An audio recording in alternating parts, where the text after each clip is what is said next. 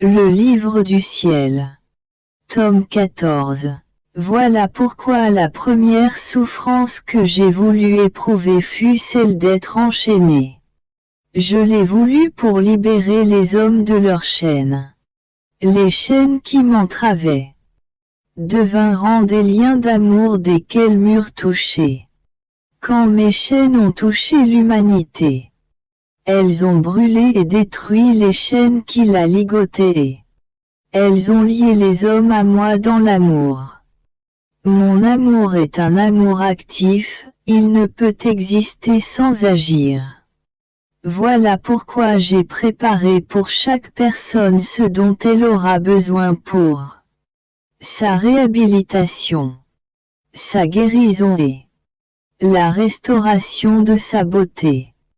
J'ai tout fait de telle manière que si les hommes le veulent, ils auront tout le nécessaire à leur disposition. Mes chaînes sont prêtes à brûler les leurs. Les morceaux de ma chair à couvrir leurs blessures et à les embellir. Mon sang à leur donner la vie. Tout est prêt. J'ai réservé pour chacun ce dont il aura besoin personnellement. Comme mon amour veut agir et se donner. Je me sens poussé par un désir intense, une force irrésistible, qui m'empêche d'être au repos. Mais sais-tu ce que je fais quand je vois que presque personne n'accueille ce que j'offre? Je concentre mes chaînes, les morceaux de ma chair et mon sang, sur ceux qui me désirent et m'aiment. Je les remplis de beauté. Ensuite, je les attache à moi avec mes chaînes d'amour pour multiplier leur vie de grâce au centuple. Alors seulement mon amour trouve son accomplissement, sa satisfaction et son repos. Comme il disait ces choses. J'ai vu ses chaînes, les morceaux de sa chair et son sang se répandre sur moi. Il était dans une grande joie d'appliquer ainsi tous ses mérites sur moi. Et il m'enchaîna à lui totalement.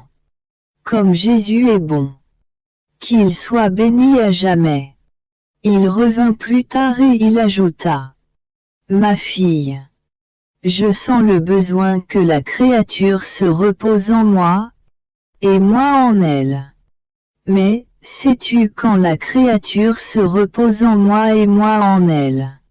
Quand son intelligence pense à moi et me comprend. Elle se repose dans l'intelligence de son Créateur. Et l'intelligence du Créateur se repose dans l'esprit créé. Quand la volonté humaine s'unit à la divine volonté, les deux s'embrassent et les deux se reposent ensemble. Si l'être humain s'élève au-dessus de toutes les choses créées et n'aime que son Dieu, quel repos agréable pour Dieu et l'âme. Celui qui donne le repos reçoit le repos. Je mets l'âme au lit dans mes bras et la garde dans le sommeil le plus doux. Me trouvant dans mon état habituel, je pensais à la sainte divine volonté. Mon toujours aimable Jésus me prit dans ses bras, me pressa contre lui et poussa un long soupir. J'ai senti son souffle pénétrer jusqu'à mon cœur. Il me dit, fille de ma volonté, mon souffle tout-puissant infuse en toi ma vie. Car mon souffle soutient sans cesse les âmes qui vivent dans ma volonté.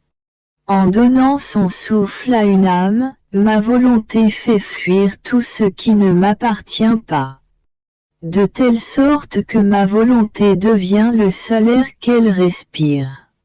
Quand le corps respire, il aspire de l'air et ensuite il l'expire. Pareillement, l'âme vivant dans ma volonté est dans l'acte continuel de me recevoir et de se donner à moi. Ma volonté se répand dans toute la création. Il n'y a rien sur lequel elle n'a pas mis son sceau. Quand elle prononça son fiat pour créer les choses, Ma volonté prit possession de tout et en devint le soutien. Elle désire que toutes les choses habitent en elle, de telle sorte qu'elle en reçoive un retour pour ses actes nobles et divins. Elle veut voir sa brise, ses parfums et sa lumière couler à travers tous les actes humains, de telle manière que, coulant ensemble, les actes des créatures et ceux de ma volonté fusionnent en un seul. C'était le seul dessein de la création. Que toutes les volontés soient comme une seule volonté. Voilà ce que je veux, ce que je propose, et ce à quoi je m'attends. C'est la raison pour laquelle je désire si ardemment que ma volonté soit connue. Je veux faire connaître sa valeur et ses effets, afin que les âmes qui vivent en elle diffusent dans toutes les choses des émanations de leur volonté, imprégnées de la mienne, comme un air parfumé. Je veux que ces âmes imprègnent en tous leurs actes de ma volonté pour que soit atteint l'objectif premier de la création. Ainsi, par ces âmes, toutes les choses créées auront un double sceau. Le sceau de mon fiat ayant provoqué la création et le sceau de l'écho de ce fiat émanant des créatures vivant dans ma volonté. Je me trouvais dans mon état habituel. Mon toujours aimable Jésus vint et il me dit: Ma fille, quand l'âme accomplit ses actes dans ma volonté, elle reproduit ma vie. Si elle réalise 10 actes dans ma volonté, elle me reproduit 10 fois. Si elle en fait 20, 100, 1000, ou même davantage dans ma volonté, elle me reproduit autant de fois.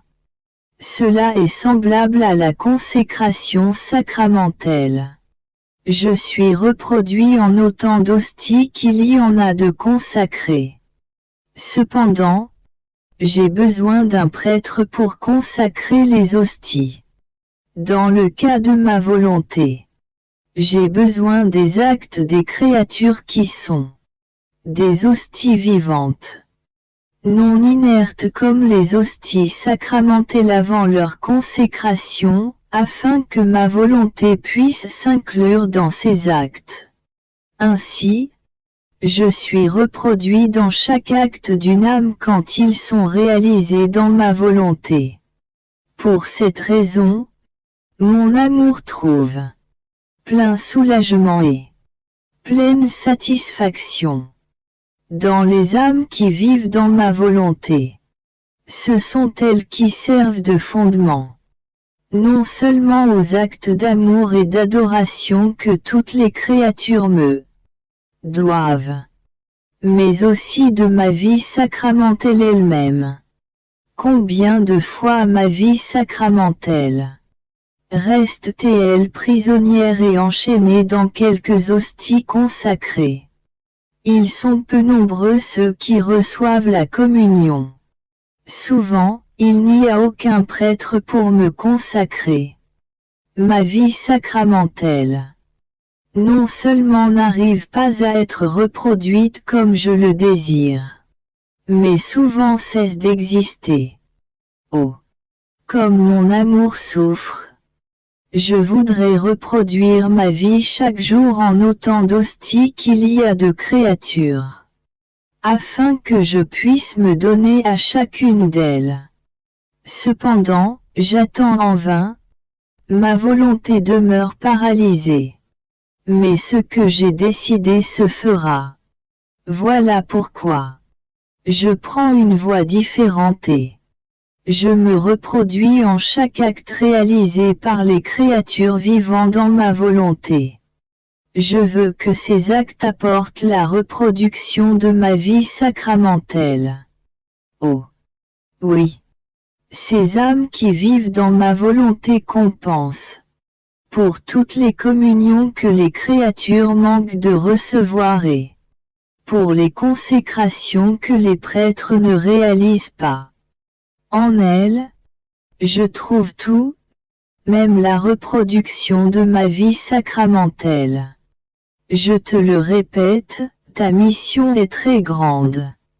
Je n'aurais pu t'en donner une plus haute, plus noble, plus sublime, plus divine. Il n'y a rien que je ne concentrerai pas en toi, même jusqu'à la reproduction de ma vie. Je vais accomplir de nouveaux prodiges de grâce jamais réalisés auparavant. Par conséquent, sois attentive et fidèle. Assure-toi que ma volonté trouve toujours vie en toi. Ainsi, je vais retrouver en toi l'œuvre de la création tout entière, avec tous les droits qui me sont dus et tout ce que je désire. Étant dans mon état habituel, je me suis senti complètement fusionné avec la sainte volonté de mon adorable Jésus.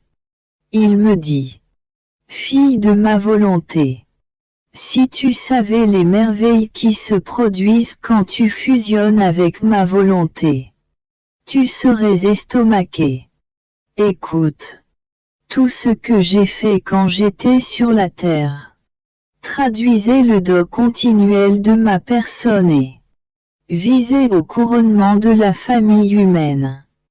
Mes pensées forment une couronne autour de l'intelligence des créatures, mes paroles, mes travaux et mes pas forment des couronnes autour des paroles, des travaux et des pas des créatures, etc.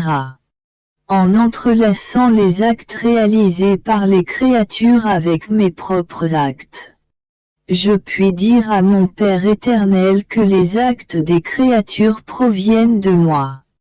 Mais quels sont les actes qui sont ainsi entrelacés avec les miens, avec lesquels je couronne toute la famille humaine? Ce sont les actes de ceux qui vivent dans ma volonté. Quand, à travers ma volonté, tu fusionnes tes pensées avec les miennes, mes pensées couronnent les tiennes, lesquelles deviennent ainsi identifiées aux miennes et sont multipliées en elles. Alors, je forme une double couronne autour de l'intelligence humaine. Mon Père céleste reçoit non seulement de moi, mais de toi également, divine gloire de toutes les intelligences créées.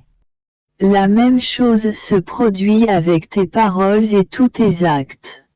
Quand cela survient, mon Père reçoit divine gloire. Non seulement des humains, mais aussi des choses créées.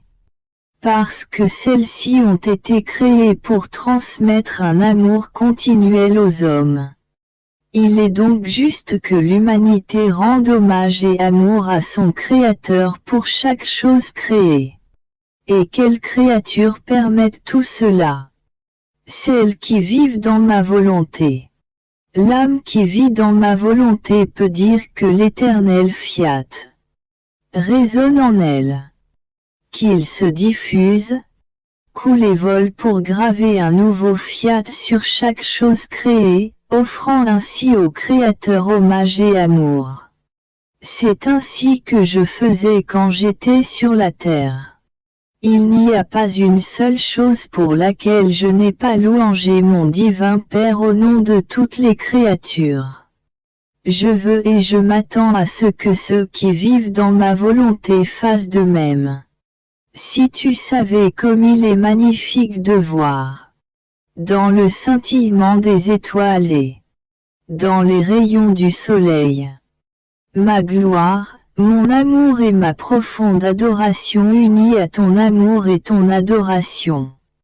Tout vole sur les ailes du vent, remplissant l'atmosphère. Tout coule dans les eaux des mers.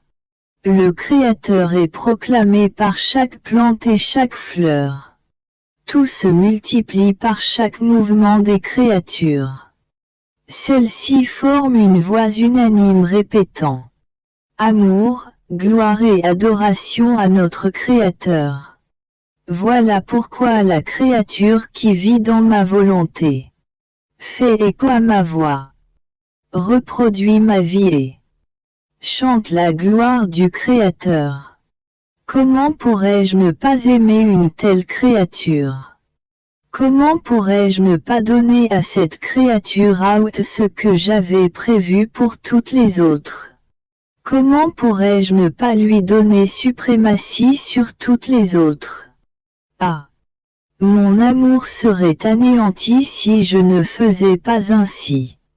Mes jours sont pleins d'amères souffrances parce que je ne vois que rarement Jésus. Même lorsqu'il se manifeste, c'est comme un éclair qui s'évanouit à l'instant. Quelle souffrance! Quelle peine effroyable! Mon esprit devient désolé par la pensée que ma vie, mon tout, ne reviendra jamais. Ah! Tout est fini pour moi. Comment le retrouverai-je? À qui dois-je le demander? Ah! Personne n'a pitié de moi.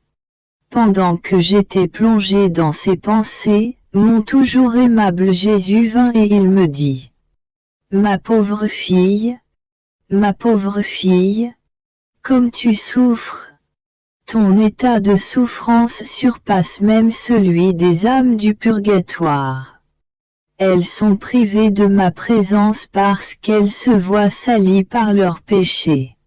Leurs péchés non seulement les empêchent de me voir mais leur interdisent même de s'approcher de moi. Parce que même le plus insignifiant péché ne peut exister en présence de ma sainteté infinie. Même si je leur permettais de venir en ma présence, souillées comme elles sont, cela leur causerait des tourments plus grands que ceux de l'enfer même. Il n'y a pas de plus grand tourment auquel je pourrais soumettre une âme que de l'obliger à être en ma présence quand elle est encore salie par le péché. Pour cette raison, afin d'alléger ces tortures, je permets à l'âme de se purger d'abord de ses fautes et ensuite de venir en ma présence. Mais en ce qui concerne la petite fille de ma volonté, ce ne sont pas ses fautes qui m'empêchent de me manifester à elle. C'est ma justice qui s'interpose entre nous deux. Voilà pourquoi, quand tu ne peux me voir, tes souffrances surpassent toutes tes autres souffrances. Pauvre fille, prends courage. Tu es associée à mon propre destin. Comme elles sont terribles les peines de la justice. Je ne peux les faire partager qu'à ceux qui vivent dans ma volonté parce qu'il faut une force divine pour les supporter. Ne crains pas, je reviendrai bientôt à notre relation habituelle. Laisse les répercussions de la justice rejoindre les créatures. Permets à tes souffrances de s'étendre sur les autres créatures. Car tu ne pourrais les porter seul. Après, je serai avec toi comme auparavant. Mais, même présentement, je ne t'abandonne pas. Moi aussi je sais que tu ne peux être sans moi. Aussi, je serai au plus profond de ton cœur et là, nous nous parlerons point. Après cela, j'ai suivi les heures de la Passion. En particulier la partie où Jésus a été vêtu et traité comme un démon. Mon esprit était totalement plongé dans ce mystère quand Jésus me dit: ma fille. Ce fut la scène la plus humiliante de ma passion, être habillé et traité comme un fou. Cela fit de moi un jouet, une diversion pour les Juifs. Mon infinie sagesse ne pouvait être soumise à une plus grande humiliation. Mais il était nécessaire que moi, le Fils de Dieu, je subisse cette souffrance. Le péché rend l'homme fou. Il n'y a pas de plus grande insanité. De roi qu'il est, il le transforme en un esclave. Un jouet des plus vilaines passions, qui le tyrannise encore plus que s'il était un démon. Ces passions, selon leurs propres caprices et fantaisies. Le lance dans la fange et le couvre de ce qu'il y a de plus abject. Oh! Que le péché est affreux! L'homme ne pourrait jamais être autorisé à se présenter devant la majesté suprême en état de péché. J'ai voulu subir un tel châtiment pour implorer que l'homme quitte cet état d'insanité. J'ai offert à mon Père céleste mes souffrances, en échange des punitions que l'homme méritait pour ses insanités. Chaque souffrance que j'ai subie était l'écho des souffrances que les créatures méritent. Cet écho a résonné en moi et m'a rendu victime du ridicule, des moqueries et de tous les tourments. Alors que j'étais dans mon état habituel, mon doux Jésus me transporta en dehors de mon corps et me montra une foule de gens qui pleuraient, sans domicile et dans une grande désolation. Leur ville, petite et grande, était détruite et leurs rues désertes. On ne pouvait voir que des décombres. Pas un seul endroit n'avait été épargné par le fléau. Mon Dieu! Quelle peine de voir de telles choses! Je regardais mon doux Jésus, mais son regard était détourné de moi. Il pleurait amèrement. D'une voix sanglotante, il me dit: Ma fille, l'homme est devenu si accaparé par la terre qu'il en a oublié le ciel. C'est justice que la terre lui soit enlevée et qu'il est incapable de trouver un refuge afin qu'il se souvienne que le ciel existe. Dans le souci excessif de son corps, l'homme a oublié son âme. Tout est pour le corps, les plaisirs, le confort, les extravagances, le luxe, etc. Son âme, dépourvue de tout, crie famine. Chez plusieurs, elle est morte. Mais, oh! Comme l'homme est endurci. Sa dureté m'incite à le frapper davantage en espérant que les châtiments l'amadoueront point. Mon cœur était torturé. Jésus poursuivit: Tu souffres beaucoup de voir la terre en train de se rebeller.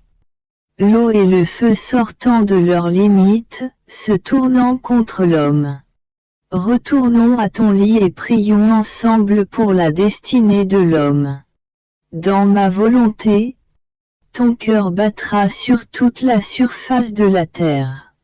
Il battra pour tout et me dira inlassablement, amour. Alors, quand les châtiments tomberont sur les créatures, tes battements de cœur s'interposeront pour qu'ils soient diminués. Et quand ils toucheront les créatures, ils apporteront avec eux le baume guérissant de mon amour et du tien. Je restais très affligé. Tout particulièrement parce que, en se retirant, mon doux Jésus se cacha dans mon intérieur si profondément que je pouvais à peine sentir sa présence. Quel tourment! Aussi, la pensée des châtiments me terrorisait.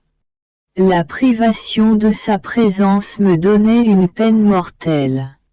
Dans cet état, j'essayai de fusionner avec la sainte volonté de mon Dieu et je lui dis: Mon amour, dans ta volonté, ce qui est à toi est à moi. Le soleil est à moi. Toutes les choses créées sont miennes. Je te les donne. Que chaque parcelle de lumière et de chaleur du soleil te dise que je t'aime, je t'adore, je te bénis, je te prie, pour tous. Les étoiles m'appartiennent. Dans chacun de leurs scintillements, je scelle mon je t'aime, infini et immense pour tous. Les plantes, les fleurs, l'eau, le feu, l'air sont à moi. je te les donne pour qu'ils puissent te dire au nom de tous, je t'aime. Du même amour éternel avec lequel tu nous as créés. Oh! Si j'essayais d'exprimer tout mon amour pour toi, ce serait beaucoup trop long. Par la suite, s'avançant en moi, Jésus me dit: Ma fille, comme ils sont beaux les actes et les prières réalisées dans ma volonté. Combien la créature est alors transformée en son Créateur et lui donne un retour pour tout ce qu'il a fait pour les hommes. J'ai tout créé pour l'homme et je lui ai tout offert.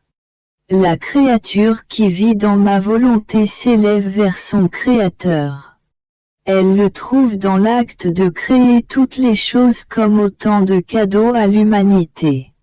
Elle est vaincue par la multiplicité de tant de cadeaux. Elle ne possède pas en elle-même le pouvoir de créer toutes ces choses qu'elle a reçues.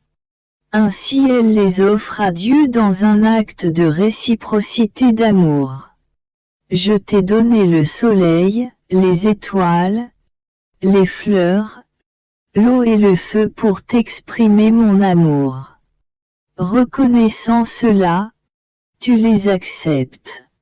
Mettant mon amour en action, tu me les retournes en réciprocité. Le soleil, qui t'appartient, tu me le redonnes en réciprocité. Les étoiles, les fleurs, l'eau, je te les ai données et tu me les redonnes en réciprocité. Ainsi, la musique de mon amour résonne de nouveau dans toutes les choses créées. D'une voix unanime, elle me redonne l'amour que j'ai versé dans la création. Dans ma volonté, l'âme s'élève au niveau de son Créateur. Elle donne et reçoit à travers la divine volonté. Oh! Quelle compétition prend ainsi place entre le Créateur et la créature! Si tous pouvaient voir cela, ils seraient stupéfaits de constater comment, en vertu du pouvoir de ma volonté, l'âme devient un petit Dieu. Me trouvant dans mon état habituel, je réfléchissais sur la souffrance qu'a éprouvée mon cher Jésus au jardin de Gethsémani, quand toutes nos fautes sont apparues devant lui. Grandement affligé, Jésus me dit dans mon intérieur: Ma fille, ma peine était immense et incompréhensible pour un esprit créé. Elle était particulièrement intense quand j'ai vu l'intelligence humaine toute déformée. Ma belle image, que j'avais reproduite dans l'esprit créé, était devenue horrible. Nous avions donné à l'homme une volonté, une intelligence et une mémoire. La gloire de mon Père céleste s'irradiait à partir de la volonté humaine. Il l'avait revêtu de son pouvoir, de sa sainteté et de sa noblesse. Il avait laissé des avenues ouvertes entre lui-même et la volonté humaine afin que cette dernière puisse s'enrichir à même les trésors de la divinité. Entre la volonté humaine et la divine volonté, il n'y avait aucun départage entre mes choses et tes choses. Tout était gardé en commun dans un accord mutuel. La volonté humaine était à l'image de la nôtre, semblable à notre essence, un reflet de nous-mêmes. Ainsi, notre vie était destinée à être la vie de l'homme. Mon Père lui avait donné une volonté libre et indépendante, à l'instar de la sienne. Comme cette volonté humaine a été défigurée, ayant échangé sa liberté contre l'esclavage des passions les plus viles. Ah! C'est cette volonté dénaturée qui est la cause de toutes les misères humaines actuelles. Elle n'est plus reconnaissable. Comme elle est loin de sa noblesse initiale. Elle donne la nausée. Plus tard, moi, le Fils de Dieu, j'ai contribué à doter l'homme d'une intelligence, à laquelle j'ai communiqué ma sagesse et la science de toutes les choses, de telle manière qu'en connaissant ces choses, l'homme puisse les apprécier et en bénéficier pleinement. Mais, malheureusement, l'intelligence de l'homme est devenue remplie de vices abominables. Il a utilisé ses connaissances pour renier son Créateur. Ensuite, le Saint-Esprit a participé en donnant à l'homme une mémoire, de telle sorte que, en se souvenant des nombreux bénéfices reçus dans sa relation intime avec son Créateur, il soit pénétré de courants continus d'amour. L'amour était destiné à couronner cette mémoire, à la pénétrer. Mais quelle tristesse pour l'éternel amour! Cette mémoire sert à se souvenir des plaisirs, des richesses et même des péchés. Ainsi, la très sainte Trinité a été expulsée des bienfaits même qu'elle a accordés aux créatures. Ma peine en voyant ainsi déformer ces trois capacités données à l'homme est indescriptible. Nous avions établi notre trône en l'homme et lui, il nous a expulsés. J'étais dans mon état habituel quand mon cher Jésus se manifesta à moi tout chagriné. Il semblait sur le point de mettre en marche sa justice. Forcé qu'il était de le faire par les créatures elles-mêmes. Je l'ai prié d'amoindrir ses châtiments. Il me dit: Ma fille, entre le Créateur et les créatures, il ne devrait circuler que de l'amour. Le péché perturbe cette circulation et ouvre la porte à la justice, faisant son chemin parmi les créatures. Ma justice languit de rétablir le règne de mon amour bafoué. Oh! Si l'homme ne péchait pas, ma justice n'aurait pas à intervenir. Penses-tu que je désire punir l'homme? Non, non. Cela me cause beaucoup de peine. C'est très dur pour moi de toucher à l'homme. Mais c'est l'homme lui-même qui me force à le châtier. Prie pour que l'humanité se repente, de sorte qu'ayant rétabli le règne de l'amour, la justice puisse rapidement se retirer. Je disais mes prières habituelles lorsque, me surprenant par l'arrière, mon toujours aimable Jésus m'appela par mon nom et il me dit: Luisa, fille de ma volonté, veux-tu vivre toujours dans ma volonté? Je répondis: Oui. Ô Jésus. Il reprit: Mais veux-tu vraiment vivre dans ma volonté? Je répondis: Vraiment, mon amour. De plus, je ne reconnaîtrai aucune autre volonté. Je ne m'y adapterai pas. Jésus dit de nouveau: Mais es-tu certaine de le vouloir? Me sentant confuse et presque craintive, j'ajoutai: Jésus, ma vie, tu me fais peur avec tes questions. Explique-toi plus clairement. Je te réponds avec certitude. Mais je compte toujours sur ta force et sur l'aide de ta volonté, laquelle m'enveloppe si bien que je ne peux vivre autrement qu'en elle. Il poussa un soupir de soulagement et continua: Comme tes trois affirmations me réjouissent. Ne crains pas, elles ne constituent que des confirmations. Afin qu'en toi soit scellée d'un triple sceau la volonté des trois personnes divines. Sache que quiconque vit dans ma volonté doit s'élever à de telle hauteur qu'elle en vienne à vivre dans le sein de la très sainte Trinité. Ta vie et la nôtre doivent ne faire qu'un. Il est nécessaire que tu saches où tu en es et en quelle compagnie tu es. Tu dois aussi te conformer à tout ce que nous accomplissons. Ainsi, tu vivras en notre sein totalement consciente, consentante, sans contrainte et avec amour. Es-tu familière avec notre vie divine? Nous nous amusons à nous révéler en donnant de nous-mêmes toutes sortes d'images. Nous formons continuellement des images de nous-mêmes, à tel point que le ciel et la terre en sont remplis et que leurs reflets se trouvent partout. Le soleil est notre image, sa lumière est le reflet de notre lumière illuminant la terre. Le firmament est notre image, il s'étend partout comme un reflet de notre immensité.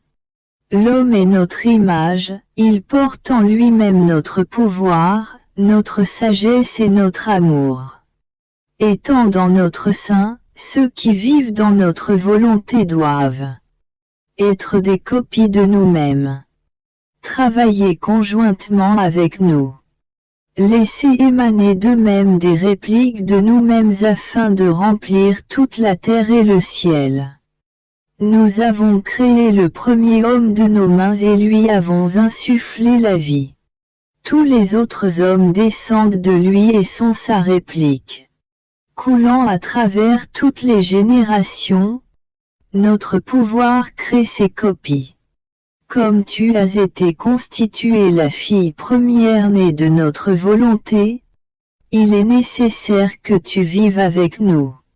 En tant que première copie des âmes qui vivent dans notre volonté. En vivant avec nous, tu adoptes notre attitude et tu apprends graduellement notre façon d'agir. Ensuite, quand nous aurons fini de faire de toi la première copie des âmes qui vivent dans notre volonté, d'autres copies suivront. Le chemin de notre volonté est long. Il englobe l'éternité. Quoi qu'il puisse te sembler que tu en as parcouru toute la longueur, il t'en reste encore beaucoup à couvrir. Tu as beaucoup à recevoir de nous, afin que tu apprennes nos façons de faire et afin que tu sois une bonne première copie des âmes qui vivent dans notre volonté. Il s'agit du travail plus important que nous devons effectuer en toi. C'est pourquoi nous devons te donner beaucoup. Et il est très nécessaire que nous te disposions à recevoir ce que nous te donnons. C'était là le motif de ma triple question.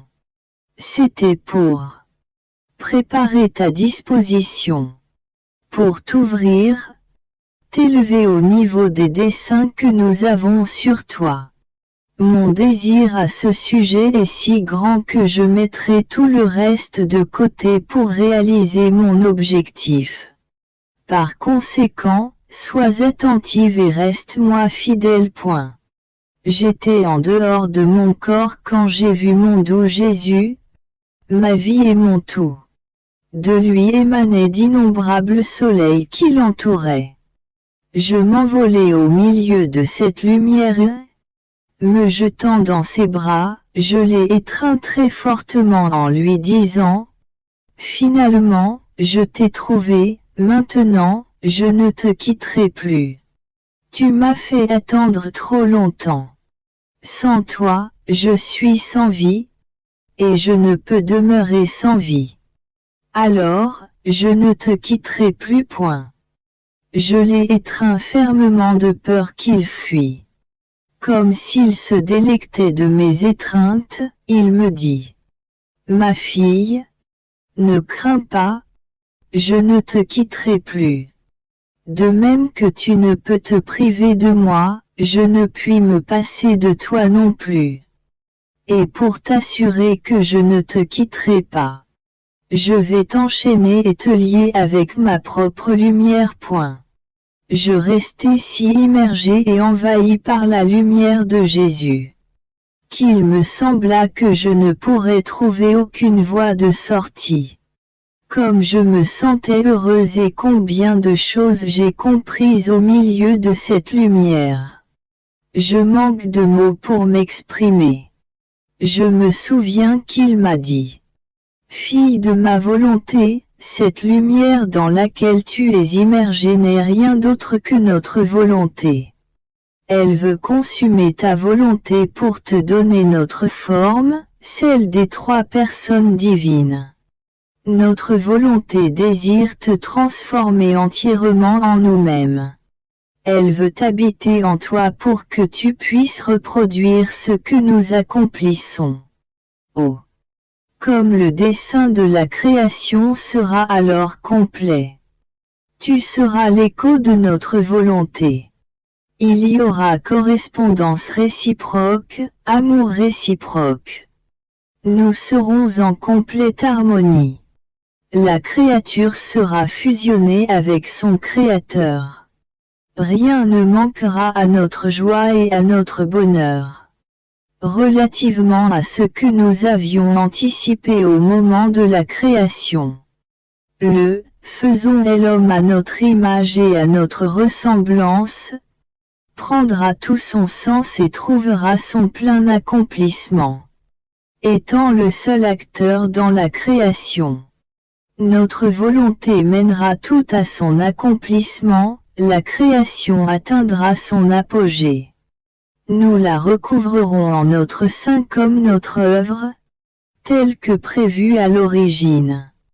Si tu ne peux être sans moi, cela est dû à l'écho de mon amour qui résonne en toi. Parce que mon amour aussi ne peut être sans toi. Tremblante d'émotion, tu cherches celui qui t'aime à ce point. Et moi, me voyant désirer, je me sens obligé de t'envoyer de nouveaux courants d'amour pour que tu me cherches encore davantage. Je lui dis, parfois, ô mon amour, alors que je te cherche intensément, tu ne viens pas. C'est pourquoi, maintenant que je t'ai trouvé, je ne te quitterai plus. Je ne retournerai pas à mon lit. Je ne le puis. Tu m'as fait attendre trop longtemps. J'ai peur que si je te laisse, tu me prives encore de toi. Je l'embrassai plus fortement, lui répétant. Je ne te quitterai plus. Je ne te quitterai plus. Se réjouissant de mon attitude. Jésus me dit. Ma fille bien-aimée, tu as raison de ne pouvoir être sans moi mais, au sujet de ma volonté, qu'allons-nous faire? C'est ma volonté qui veut que tu retournes dans ton lit. Ne crains pas, je ne te quitterai pas. Je maintiendrai le courant de la lumière de ma volonté entre toi et moi. Quand tu me voudras, tu n'auras qu'à toucher à ce courant. Sur les ailes de ma volonté, je viendrai rapidement vers toi. Retourne donc à ton lit pour aucune autre raison que celle de ma volonté. Qui veut réaliser son dessein sur toi et qui veut faire son chemin en toi. Je vais moi-même t'accompagner pour te donner la force de retourner. Oh! La bonté de Jésus. Il semble que, sans mon consentement, il ne m'aurait pas fait revenir. Aussitôt que je lui eus dit, Jésus, fais ce que tu veux. Je me suis retrouvé de nouveau dans mon corps. Après cela, j'ai été entouré de lumière toute la journée. Quand je le désirais, je touchais la lumière et il venait. Le jour suivant il me sortit de mon corps et me montra toutes sortes de choses créées. Il se montra, non seulement comme le Créateur et le Contrôleur, mais de lui venait la vie et le soutien de tout. Le pouvoir créateur était constamment en contact avec toute la création. Si ce pouvoir devait manquer, ne serait-ce que pour un instant, tout se dissoudrait dans le néant. Mon cher Jésus me dit.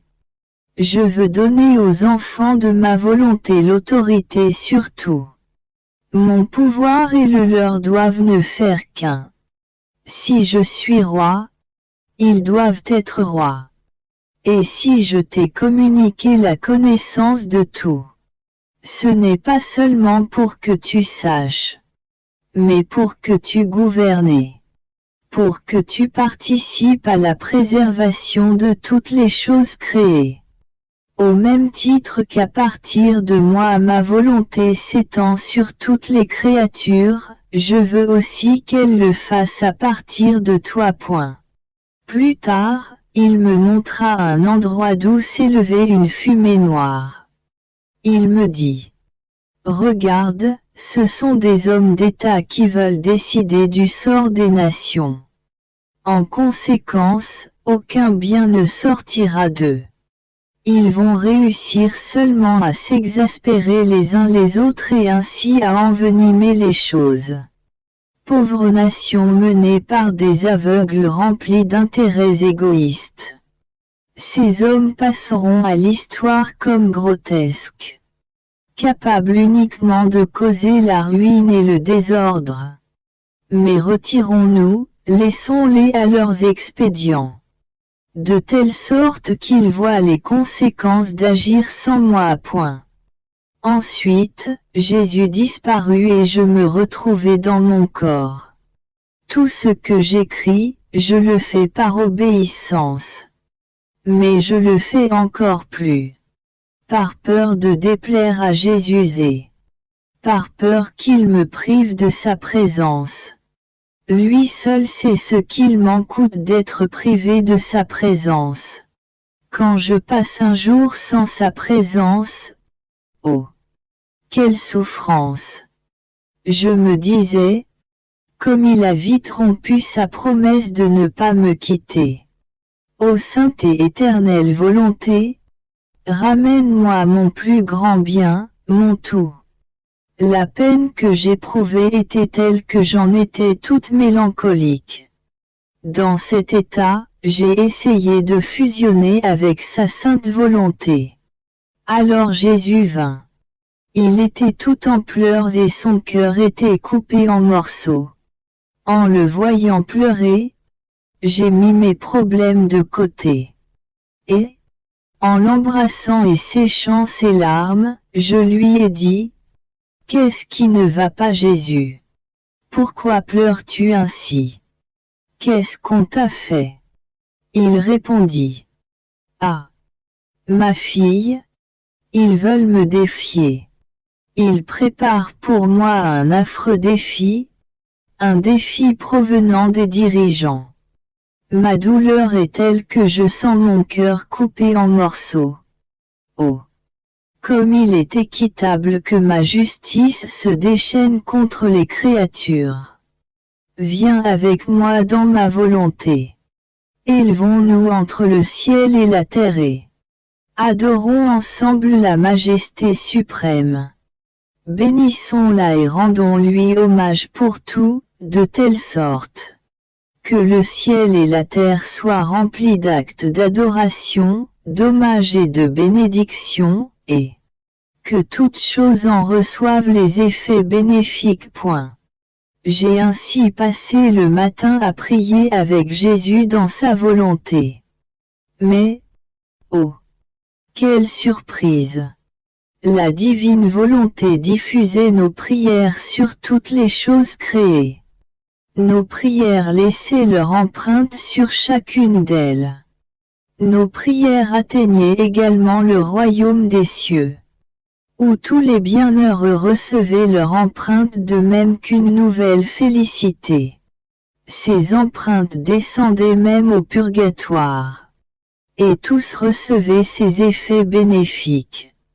Qui peut dire ce qu'est prier avec Jésus et les effets qui s'ensuivent? Ensuite, après que nous ayons prié ensemble, Jésus me dit, « Ma fille, as-tu vu ce que signifie prier dans ma volonté? étant donné qu'il n'y a aucun point où ne soit ma volonté. La prière circule sur tous et sur toutes choses. Elle est vie. Elle est l'actrice et la spectatrice pour tout. De même, les actes accomplis dans ma volonté deviennent vie. Ils sont les acteurs et les spectateurs pour tout, même pour la joie et la félicité des saints. Partout ils apportent la lumière, l'air parfumé et céleste irradiant la joie et le bonheur. Par conséquent, ne quitte jamais ma volonté. Le ciel et la terre sont dans l'attente de recevoir de nouvelles joies et de nouvelles splendeurs.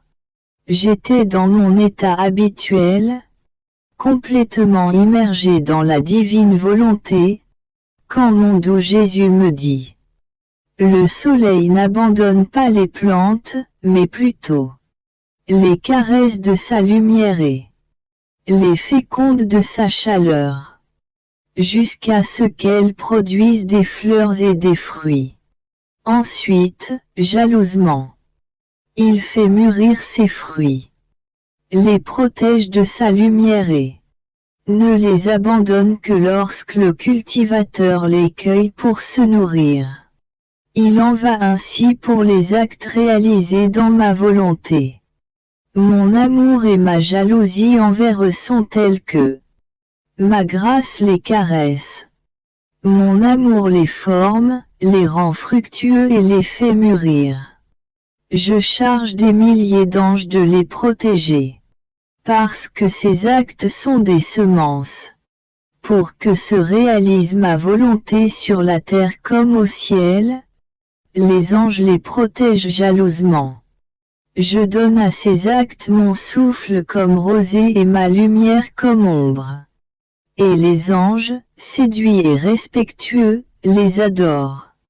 Parce qu'ils voient en eux la volonté éternelle. Ils n'abandonnent ces actes que lorsqu'ils voient des âmes désireuses de les prendre, comme des fruits divins, pour leur propre nourriture. Oh! La fécondité de ces actes. Me serrant fortement dans ses bras, Jésus ajouta: ma fille, ces actes sont si grands que lorsqu'une âme les réalise, il n'y a rien au ciel et sur la terre qui n'y participe. Par eux, l'âme est mise en communion avec toutes les choses créées. Tous les bienfaits du firmament, du soleil, des étoiles, de l'eau, du feu et de tout le reste sont non seulement en lien continu avec ces âmes, mais ils deviennent ses possessions. L'âme est en harmonie avec toute la création. Pourquoi en est-il ainsi? Parce que les âmes qui vivent dans ma volonté sont des dépositaires, des préservatrices, des appuis et des défenseurs de ma volonté. Elles anticipent ce que je veux. Sans que je le demande, elles répondent à mes désirs. Elles comprennent la grandeur et la sainteté de ma volonté. Jalousement, elles la gardent et la défendent. Comment ne serait-il pas approprié que toutes les créatures soient ravies en contemplant ces âmes qui témoignent de leur Dieu par la vertu de ma volonté? Qui d'autre que ceux qui vivent dans ma volonté peut défendre mes droits? Qui d'autre peut vraiment m'aimer d'un amour désintéressé, semblable à mon amour? Je me sens plus forte avec ces âmes, mais fort de ma propre force. Je suis comme un roi qui se sent plus fort, plus glorieux, plus en sécurité au milieu de ses ministres fidèles que lorsqu'il est seul. S'il est seul, il déplore l'absence de ses ministres parce qu'il n'a personne avec qui s'épancher, personne à qui confier ses richesses. Je suis comme ce roi. Qui peut m'être plus fidèle que ceux qui vivent dans ma volonté? Je vois ma volonté reproduite en eux. Partant, Je me sens plus glorieux. Je me confie à eux et je mets ma confiance en eux. Me trouvant dans mon état habituel, je vis mon âme et tout mon intérieur. Pensée, affection, battement de cœur, tendance, etc. transformés en autant de rayons de lumière. Ils s'allongèrent et s'élargirent tellement que, émergeant de mon intérieur, ils s'harmonisaient avec le soleil. Puis, s'élevant encore plus haut, ils touchaient les cieux puis se répandaient sur toute la terre. En examinant tout cela, j'ai remarqué que, monde où Jésus tenait tous ces rayons de lumière dans sa main et, avec une maîtrise merveilleuse, les dirigeait, les allongeait, les élargissait et les multipliait à volonté. Quand elles étaient touchées par ces rayons de lumière, les choses créées s'harmonisaient et célébraient. Jésus me dit, « Ma fille, as-tu vu comment je m'amuse affectueusement avec les actes réalisés dans ma volonté et comment je les dirige? J'en suis si jaloux que je ne les confie à personne, pas même à l'âme elle-même.